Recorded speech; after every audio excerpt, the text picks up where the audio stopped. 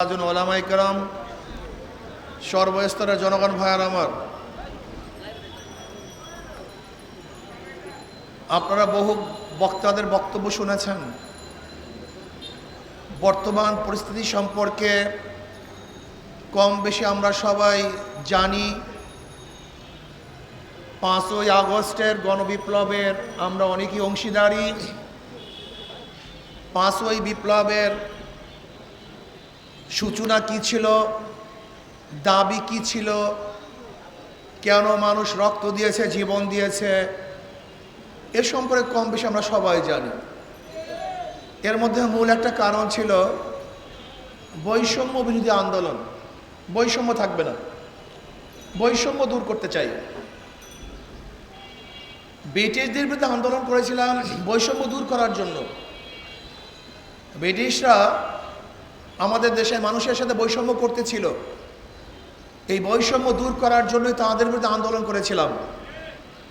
ভেবেছিলাম এবার বৈষম্য দূর হবে, কিন্তু ভারতের সংখ্যাগরিষ্ঠ মানুষ যখন সংখ্যালঘু মুসলমানদের উপরে আক্রমণ নির্যাতন করতেছিল, বৈষম্য করতেছিল, ভেবেছিলাম বৈষম্য দূর করার জন্য পাকিস্তান নামে একটা রাষ্ট্র কায়েম করতে পারলে বৈষম্য দূর হয়ে যাবে। পাকিস্তান হয়ে গেল, ভেবেছিলাম বৈষম্য দূর হবে, কিন্তু আমরা কি দেখলাম? পশ্চিম পাকিস্তানের মানুষগুলি পূর্ব পাকিস্তানের মানুষের সাথে বৈষম্য করছে। ভাবলাম দেশকে আলাদা করলে বৈষম্য দূর হয়ে যাবে। 71-এ দেশ ভাগ করলাম, ভেবেছিলাম এবার মানুষ মুক্তি পাবে, শান্তি পাবে, অধিকার প্রতিষ্ঠিত হবে। কিন্তু 71-এর পর থেকে 53 বছর পর্যন্ত যারাই ক্ষমতায় ছিল তারা বৈষম্য দূর করতে পারে নাই, তারা মানুষের অধিকার প্রতিষ্ঠিত করতে পারে নাই। 71 থেকে 2024 পর্যন্ত যারা ক্ষমতায় ছিল তারা দেশকে দুর্নীতিতে 5 বার চ্যাম্পিয়নশিপ করছে। তারা লক্ষ লক্ষ কোটি কোটি টাকা বিদেশে পাচার করেছে। যারা ক্ষমতায় ছিল বিচারবিহীন বহুত হত্যা করেছে, বহুত গুম করেছে, বহুত খুন করেছে। যারা 53 বছর ক্ষমতায় ছিল বহুত মা বোনেরা ধর্ষিতা হয়েছে। যে বৈষম্য দূর করার জন্য আন্দোলন করেছিলাম, সংগ্রাম করেছিলাম, কিন্তু আজও শ্রমিকরা তাদের অধিকার আদায়ের জন্য, তাদের ন্যায্য প্রাপ্তির জন্য আজকেও রাস্তায় আছে, আন্দোলন করছে। আজকেও শিক্ষকরা তাদের অধিকারের জন্য আন্দোলন করছে। আজকেও হাজারো জেলেরা তাদের অধিকারের জন্য আন্দোলন করছে। গার্মেন্টস সেক্টর বলেন, শ্রমিক বলেন, মজদুর বলেন, চাকরিজীবী বলেন, পুরুষ বলেন, মহিলা বলেন, মিডিয়া কর্মী বলেন, যত প্রকার, যত ডিজাইনের, যত পেশার মানুষ বাংলাদেশে আছে সবাই বৈষম্য শিকার। 5ই আগস্টের পরে ভেবেছিলাম এবার বৈষম্য থাকবে না, এবার মানুষ মুক্তি পাবে, মানুষ শান্তি পাবে, মানুষের অধিকার প্রতিষ্ঠিত হবে। কিন্তু কি দেখলাম? 5ই আগস্টের পরেও আবারও বিচারবিহীন হত্যা, আবারও কি দেখলাম? চাঁদাবাজি, আবারও কি দেখলাম? খুন, জুলুম, অত্যাচার, দখলদারি, আবারও মিথ্যা মামলার সয়লাব, আবারও সন্ত্রাস, আবারও গুন্ডামি, আবারও বদমাশি, আবারও অত্যাচার, আবারও অবিচার। তার মানে আমাদের আন্দোলন এখনো শেষ হয় নাই, আমাদের সংগ্রাম এখনো শেষ হয় নাই, এখনো বৈষম্য দূর করতে পারি নাই। 5ই আগস্টের পরে অন্তর্বর্তীকালীন সরকারকে ভেবেছিলাম দেশের মাটি এবং মানুষের দিকে লক্ষ্য করে দেশ পরিচালনা করবেন, কিন্তু ওনারা কি করতেছেন? কোথার থেকে সেই ফারুকি নামীয়, কোথার থেকে এদেরকে নিয়ে আসছে, উপদেষ্টা করেছেন। আমি বর্তমান অন্তর্বর্তী সরকারকে প্রশ্ন করতে চাই, ফারুকি সাহেবের কোন গুণের কারণে, কোন যোগ্যতার কারণে ফারুকি সাহেব তিনি উপদেষ্টা হলেন? এই জাতি জানতে চায়। আমি ডক্টর ইউনূস সাহেবকে বলবো, আপনি আন্দোলন করেন নাই, আপনি সংগ্রাম করেন নাই, আপনার রক্ত দেন নাই, আপনার জীবন যায় নাই, আপনার পরিবারের কেউ শহীদ হয় নাই, আপনার দলের কেউ আহত হয় নাই। এদেশের হাজারো মানুষ শহীদ হয়েছে, এদেশের হাজারো মানুষ পঙ্গু হয়েছে। আপনি বারবার ওয়াদা করেছিলেন যারা আহত হয়েছে, নিহত হয়েছে, সেই পরিকাঠামোকে দেখবেন, তাদের চিকিৎসা প্রদান করবেন। কিন্তু আপনি ক্ষমতায় বসার পরে আজও তাদের চিকিৎসার ব্যবস্থা করেন নাই, শহীদ পরিবারের ন্যায্য অধিকার প্রতিষ্ঠিত করেন নাই।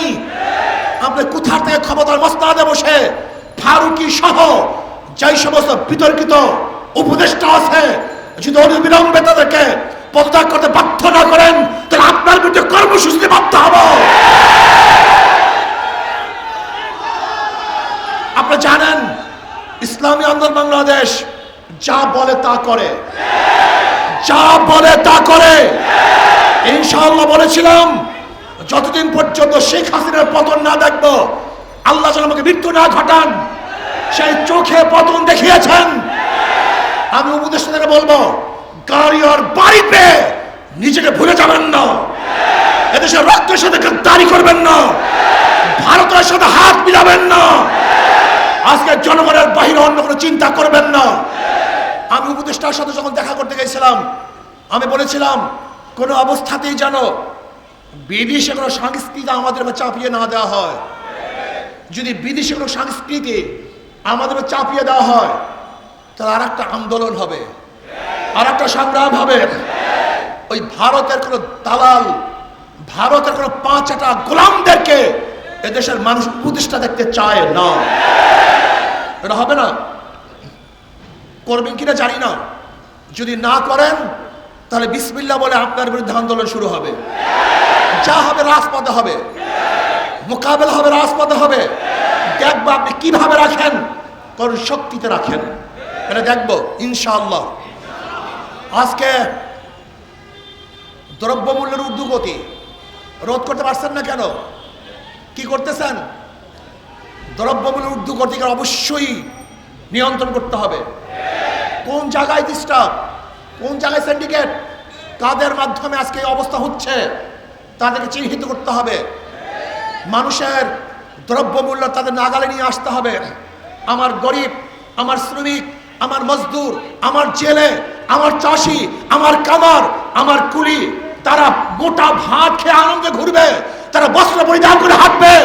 আমার বাংলাদেশে একটা নাগরিক খোলা আকাশের নিচে থাকবে, তা দেখতে চাই না। প্রত্যেকটা নাগরিকের বস্ত্র, বাসস্থান, খাদ্য, চিকিৎসার গ্যারান্টি দিতে হবে। এইটা আমাদের দাবি, এইটা আমাদের দায়িত্ব। আজকে অন্তর্বর্তী সরকারকে বলবো, দেশ নিয়ে চিন্তা করুন, মানুষ নিয়ে চিন্তা করুন। ওই কয়েকজন চাটুকার দালালদের চিন্তা যদি চলেন, তাহলে শেখ হাসিনার যে পরিণত হয়েছে আপনাদের একই পরিণত হবে। এদেশের মানুষ না খেয়ে থাকতে পারে কিন্তু গোলামি করা জানে না।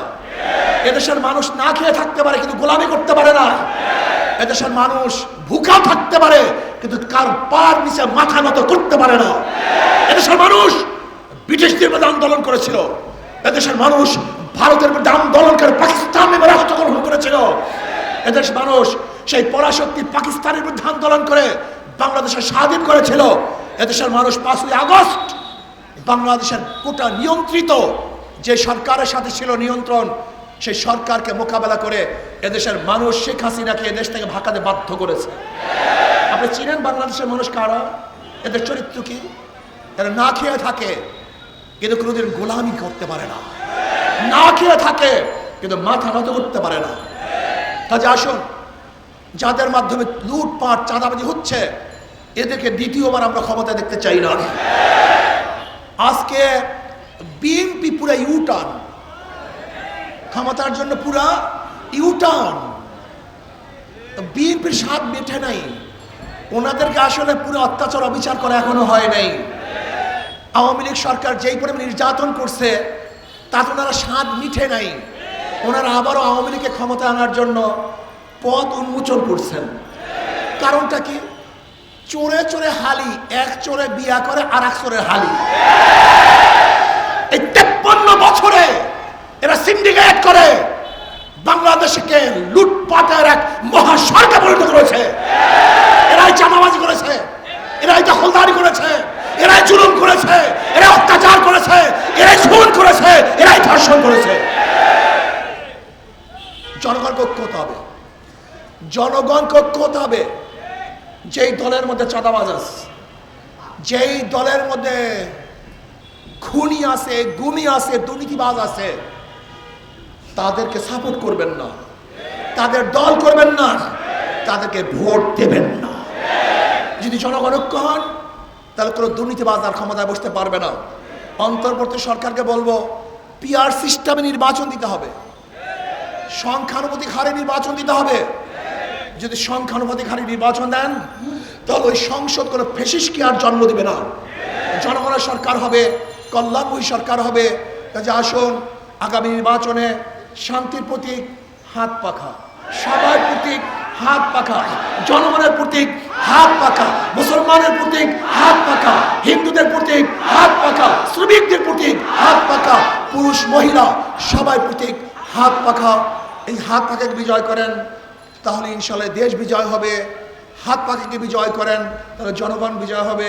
আল্লাহ আমাকে এবং আমাদের সবাইকে সম্মিলিতভাবে দুর্নীতির বিরুদ্ধে আন্দোলন করে ইসলাম, দেশ, মানবতার পক্ষে কাজ করার তৌফিক দান করেন। আল্লাহুম্মা আমিন। রব্বানা